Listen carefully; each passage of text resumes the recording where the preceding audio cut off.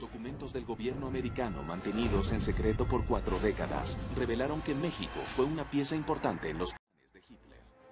Pero ¿cuál podría ser el interés de los nazis en un país latinoamericano? Alemania requería de petróleo para poder fabricar a gran escala su material bélico. México, de alguna manera, era el punto central para ir hacia Sudamérica y hacia Norteamérica. El Tercer Reich se infiltró en todos los niveles de la sociedad mexicana. Mientras México estuvo neutral, la Ciudad de México era un hervidero de espías. Para los mexicanos el imperio del mal era Estados Unidos y no a la Alemania nazi. La mayoría de los funcionarios mexicanos que participaron en este contrabando de materias primas hacia Alemania fueron amantes de Hilda Kruger.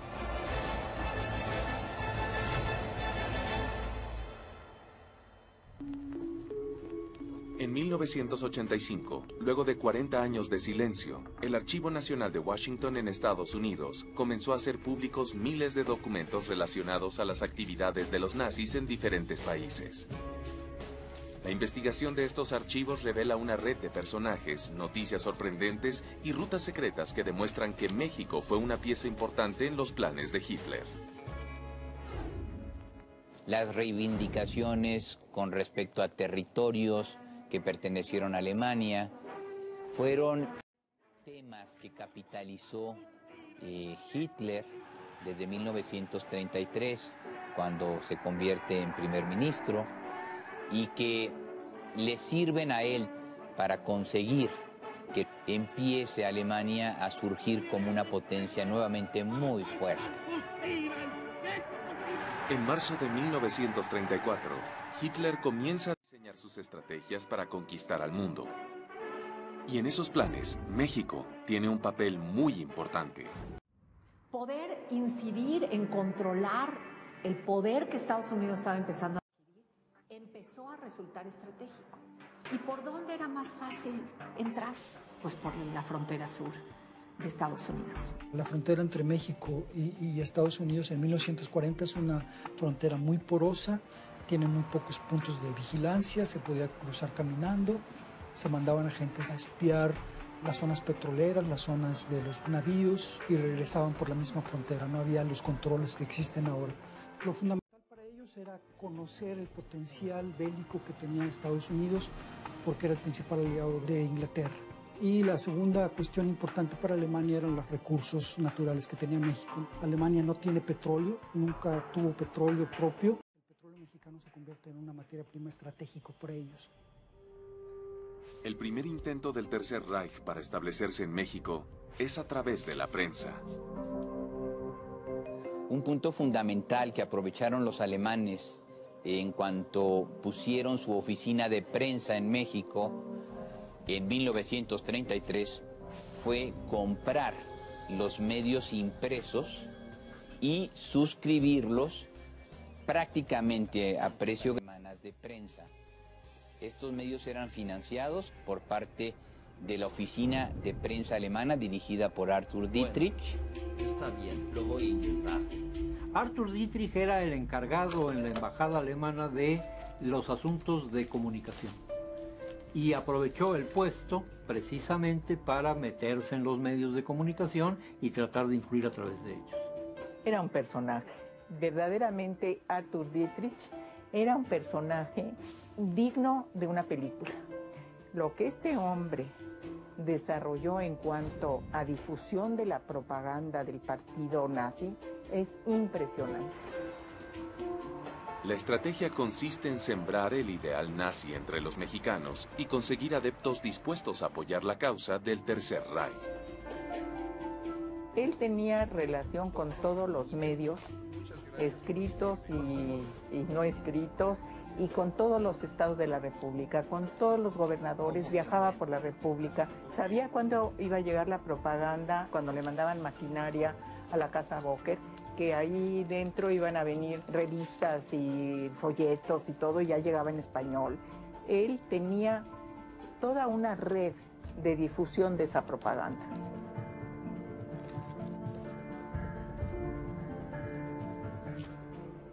Existe constancia absoluta de que los dos más importantes diarios, Excelsior y El Universal, habían vendido planas completas a la oficina de propaganda alemana para que publicaran y exaltaran el régimen nazista, y también compraron plumas mercenarias. Entre 1933 y 1941 hubo propaganda a todos los niveles e incluso el financiamiento discreto de una revista que pretendía ser de alta cultura, como la revista Timón de Vasconcelos. Vasconcelos se volvió un furibundo antigringo al grado de lanzarse a los brazos de los nazis. Hay un Vasconcelos pro-nazi y antisemita, antijudío. Por un nuevo mundo, por el triunfo de un nuevo orden. Salud.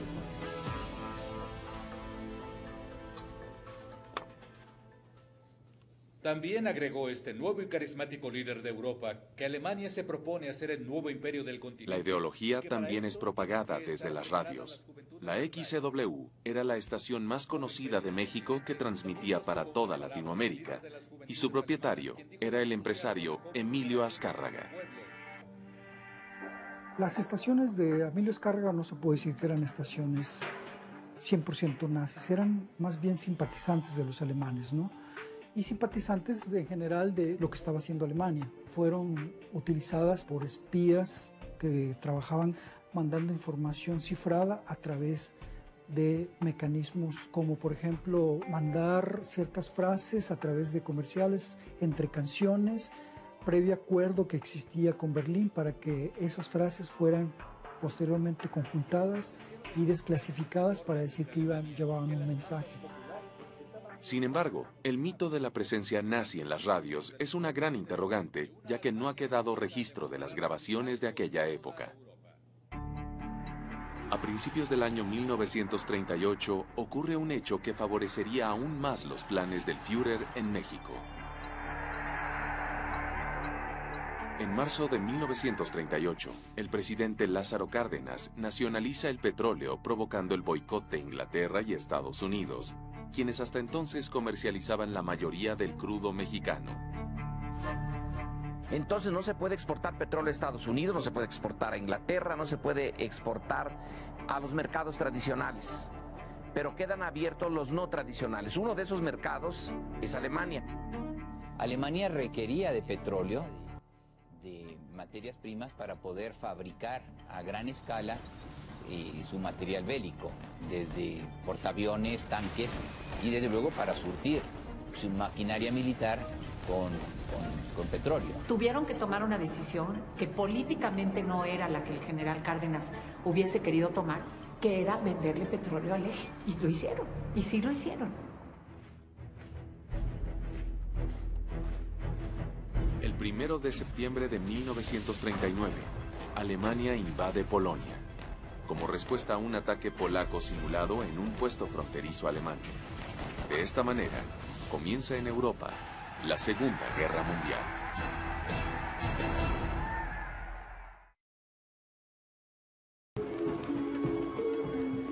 El 1 de octubre de 1939, las tropas del Tercer Reich, junto con el ejército ruso, toman Varsovia, logrando su primera conquista.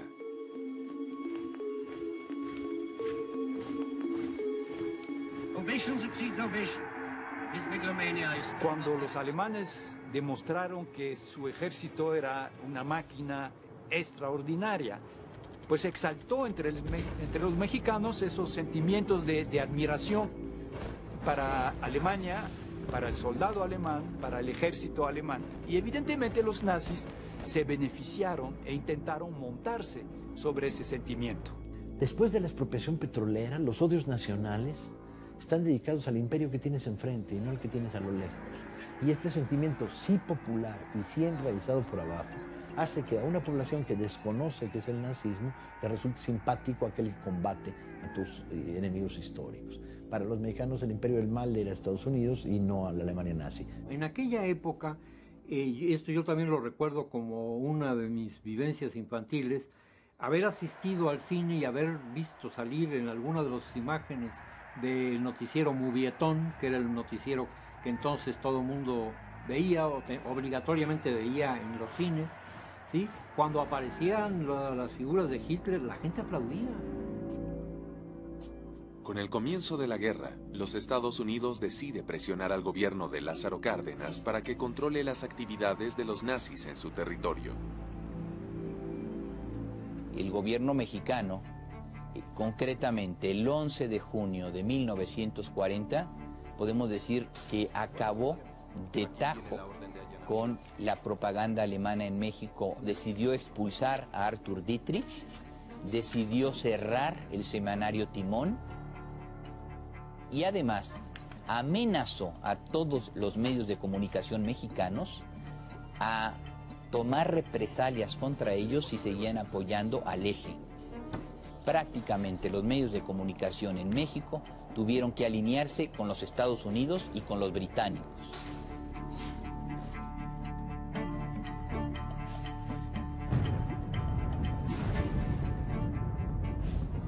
También agregó este nuevo y carismático líder de Europa que Alemania se propone hacer el nuevo imperio del continente. El fin de la propaganda nazi también llega a la radio. También sostuvo unas palabras el líder de las juventudes alemanas, quien dijo con entusiasmo: la joven generación de nuestro pueblo. Quienes presenciaron el discurso nos informan desde Alemania. El gobierno de los Estados Unidos amenazó dejar de patrocinar los programas en la XCW con anunciantes americanos y dejar de proporcionar todas las materias primas como los tubos de vacío, que aquí le llamamos bulbos.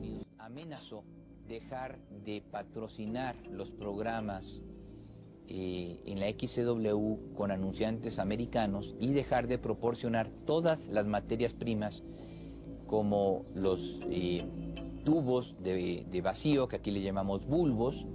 Esta amenaza tuvo una eficacia extraordinaria en Emilio Azcárraga. Empieza a colaborar más con los norteamericanos, saca el servicio transocean de sus estaciones de radio y empieza a difundir más las noticias de Reuters, las noticias de AP y las noticias de las agencias norteamericanas a favor de los aliados, ¿no? Todas las fuerzas de artillería están trabajando con fuerza y honor junto a cientos de elementos de las tropas en línea, evitando los continuos bombardeos de la aviación nazi. Pero no solo la propaganda nazi inquieta a los Estados Unidos. El destino del petróleo mexicano también ocupa la atención del presidente norteamericano. Roosevelt, cuando viene la Segunda Guerra Mundial, es el primero que presiona a las compañías, a las 7 compañías americanas, y les manifiesta: estamos en una guerra, México tiene que ser nuestro aliado y nos va a vender petróleo. El 7 de mayo de 1940, a través de un memorándum confidencial recientemente revelado, el presidente Roosevelt presiona a Lázaro Cárdenas para que suspenda las exportaciones de petróleo a Alemania. Los aliados, Inglaterra, Estados Unidos, sí compran el petróleo mexicano, ya se olvida del boicot. Esta posición del gobierno de Lázaro Cárdenas deja a los ejércitos del Führer sin el crudo y las materias primas mexicanas al comienzo de la guerra. Los planes de Hitler en México comienzan a complicarse. Pero pronto se llevan a cabo las elecciones y un nuevo gobierno asume el poder. El 7 de julio de 1940, Manuel Ávila Camacho se consagra como el sucesor de Lázaro Cárdenas.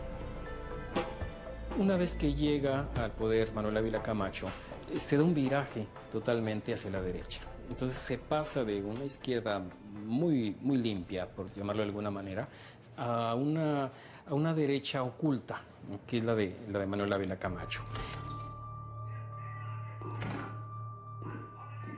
¡Heil Hitler! ¡Heil Hitler! Al cambiar el gobierno, los nazis exploran nuevas estrategias en México. El alto mando alemán decide crear una red de espías teniendo en cuenta que ahora pueden llegar a encontrar simpatías hacia el Tercer Reich entre los funcionarios del nuevo gobierno mexicano.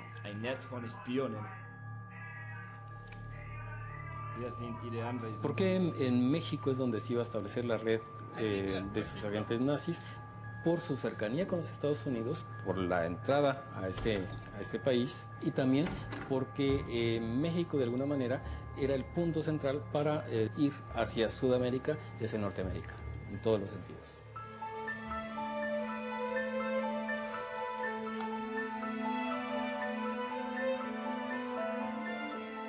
El hombre elegido para enviar a México como jefe de la red de espionaje es el teniente George Nikolaus.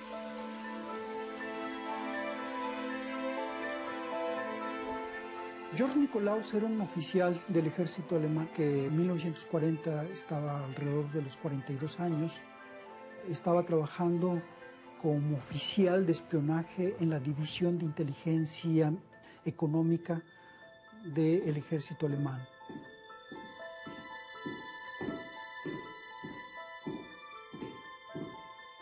George Nikolaus llega a México el 30 de marzo de 1940. Entra al país bajo la identidad de un cobrador de la Blaupunkt Radio Company, una empresa de electrodomésticos alemana. Los planes que él traía eran planes que se habían conformado en Alemania. Llevar la propaganda y llevar todas las ideas nacionalsocialistas a todo el mundo.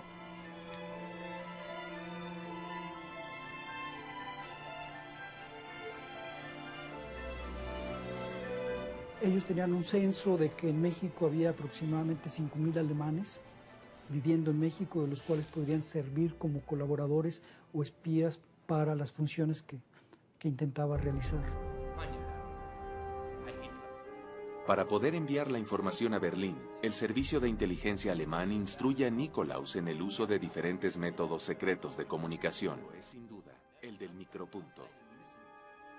Lo que hicieron los alemanes fue reducir la información que tenían que mandar, de tal forma que en el punto de la I pudiera caber toda una página de un periódico. Los documentos son fotografiados con una cámara en miniatura de alta precisión. Así se obtiene una foto cuadrada del tamaño de un sello de correo. Esta imagen se vuelve a fotografiar a través de un microscopio invertido. El resultado es una foto infinitamente pequeña del tamaño de un punto, que luego puede ser ubicada en cualquier lugar del documento.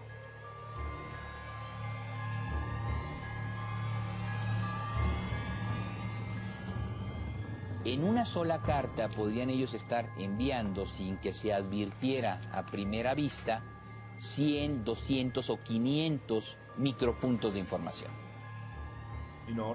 Al llegar a su destino, este punto puede ser ampliado hasta 200 veces.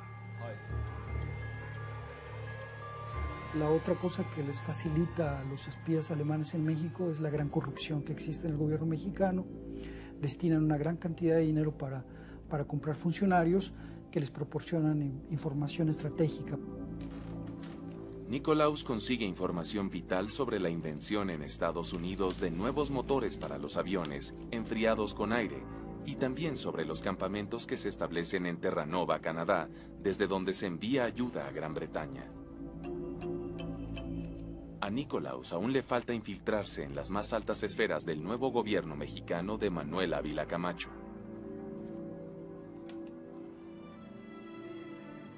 Es entonces que entra en escena una bella actriz alemana de tan solo 27 años.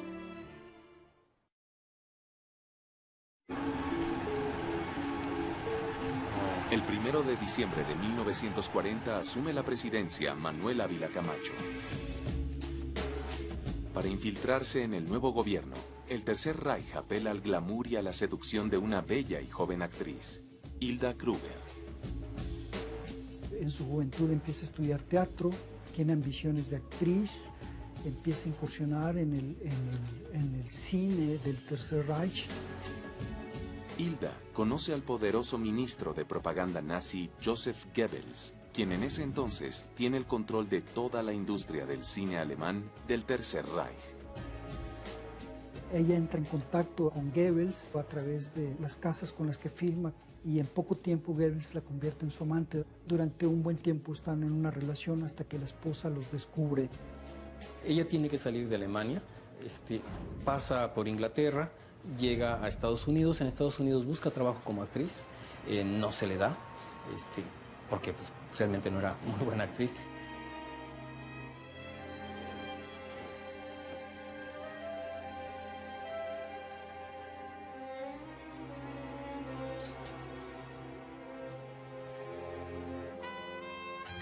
El embajador de Alemania en San Francisco la recibe en Los Ángeles y la empieza a involucrar con círculos nazis que operaban en Hollywood.